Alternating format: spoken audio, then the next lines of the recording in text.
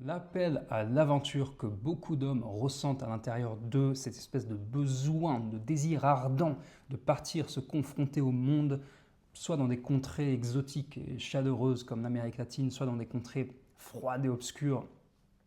C'est vraiment un besoin que beaucoup d'hommes ressentent et c'est un conflit énorme pour énormément parce que est-ce que je le fais, est-ce que je ne le fais pas, qu'est-ce que ça implique pour ma vie, qu'est-ce que ça implique pour ma famille, tout ce que j'ai construit.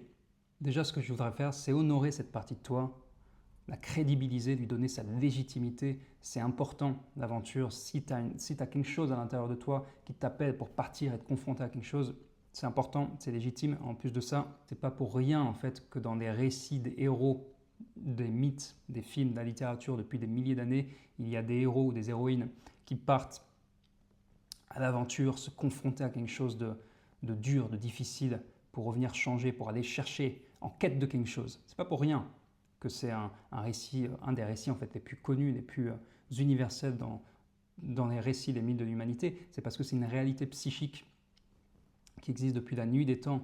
Et donc voilà, je voulais donner, comme je le fais souvent, une dimension un peu plus universelle, un peu plus mythique à ce que tu es en train de vivre. Et je voudrais même aussi parler de la dimension culturelle. On vit dans un monde qui ne donne pas énormément de valeur à cette espèce d'appel d'aventure. Au pire, c'est de l'immaturité complète et quelque chose de très mauvais à faire parce qu'on met en péril sa sécurité financière, etc.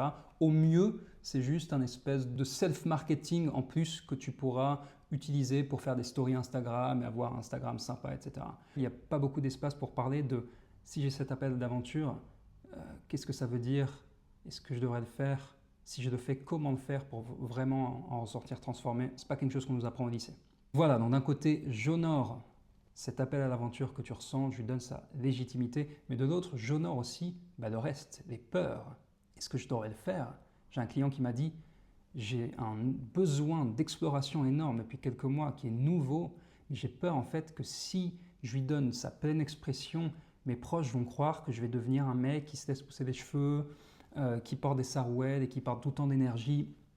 Donc en fait, il y a une peur de perdre son identité, il y a une peur du regard des autres, il y a une peur d'être humilié par la tribu, il y a une peur de perdre tout ce que j'avais construit. C'est un conflit qui est complexe dans le sens où il n'y a pas de réponse définitive que tu peux trouver.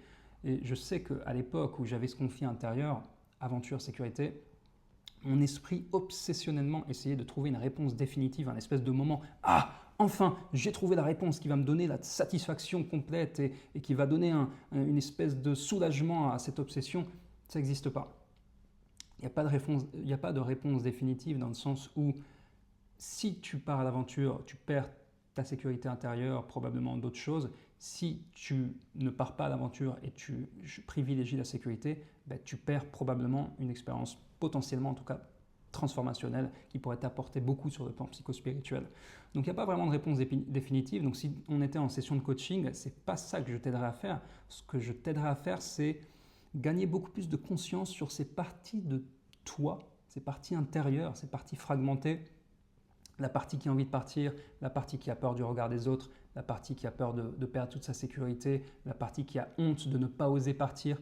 Toutes ces parties-là, on leur donnerait pleine expression. On essaierait de comprendre dans une session quel est leur rôle, quelles sont leurs peurs respectives, leurs besoins respectifs, leurs désirs respectifs. Quel rôle ils jouent dans ta psyché. Mais dans cette vidéo, qu'est-ce que je peux te dire? Je suis un peu partagé en fait. Il y a aussi deux parties de moi qui ont envie de s'exprimer au moment où j'enregistre cette vidéo. C'est d'un côté une partie un peu prédicateur qui a envie de te dire pars.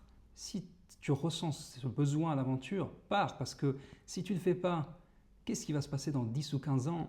Cette putain de crise existentielle que tu vas te taper, ou est-ce que tu seras capable de te regarder dans un miroir avec intégrité et dignité, si tu sais que tu n'as pas donné place à ce feu intérieur, à cette partie de toi?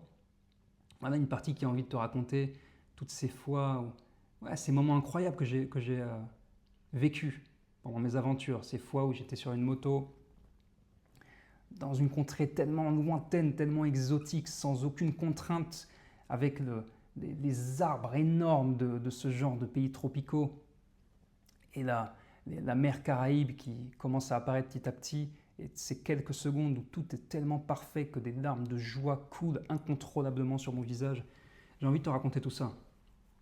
Mais de l'autre partie, c'est la partie probablement un peu plus sage, et c'est la partie bien formée dans son cadre de coaching, qui sait que le coach ne dit jamais à un client ce qu'il doit faire, mais au contraire l'aide à trouver la réponse à l'intérieur de son corps. Je connais des hommes qui ressentent ça, et qui ont des enfants à charge, qui ont une entreprise, enfin ils ont des vraies responsabilités qui ne leur permettraient pas de faire comme moi j'ai fait à l'époque, de envoyer tout valser, de traverser les continents en moto. Donc ce serait très peu sage de ma part, surtout en tant que coach, de te dire de faire ça. Par contre, ce que je peux te dire, c'est comment trouver la réponse à partir d'une intelligence interne. Il y a ce que je t'ai dit qu'on pouvait faire en session de coaching déjà il y a quelques minutes.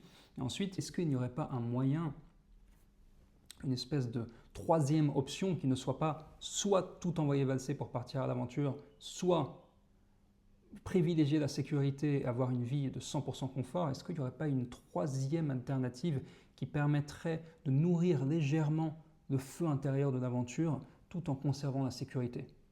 Voilà. Comment honorer cette partie de toi qui a envie de partir à l'aventure sans étouffer la sécurité? Comment honorer le besoin de sécurité qui est extrêmement important sans étouffer le besoin d'aventure? Et c'est avec cette interrogation que je te laisserai dans cette vidéo. Je te dis à bientôt.